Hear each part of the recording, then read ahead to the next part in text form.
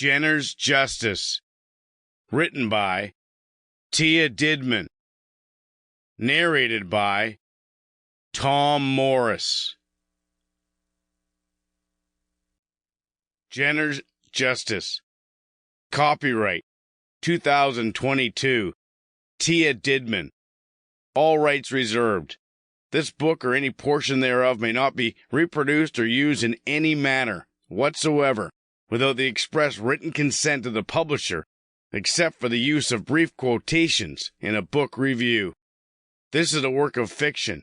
Names, characters, businesses, places, events, and incidents are either products of the author's imagination or used in a fictitious manner.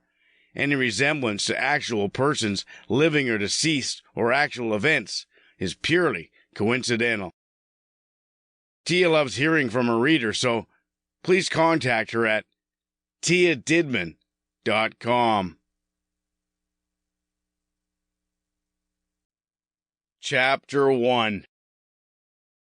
Charisse climbed up over the balcony, shrouded by the shadow of a cherry blossom tree planted between the mansion and the moonlight. It was easy to spot Harlan Kane's men, and Charisse's instincts were on high alert to an ambush. She had lived long enough to know not to take anything or anyone for granted, especially anything connected to Louis Lestant. The grounds were quiet, nicely lit with blue and yellow lights at the feet of the palm trees, the oaks and willows.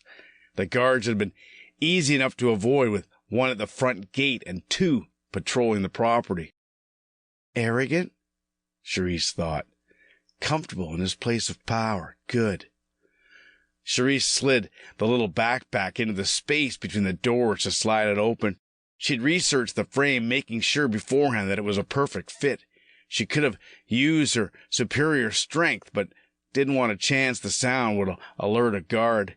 She could easily overtake a human, but Louis was Harlan's business partner and owned the mansion she was currently robbing. Prepared, Charisse thought, aware of my surroundings. She repeated the mantra that had helped her escape and remain out of Louis Lestant's clutches for all these years. She eased the door open and stepped in. She had surveyed the mansion for weeks and memorized the layout. She was stepping into a quiet guest room, the one most likely to be unoccupied. No guests had come or gone, and the room was typically dark and empty. Voices drifted from another room as light streamed through the slat under the door. One rose sharply, a manly scream before it disappeared. A dull thud and a man's grunting voice. Sample complete. Ready to continue?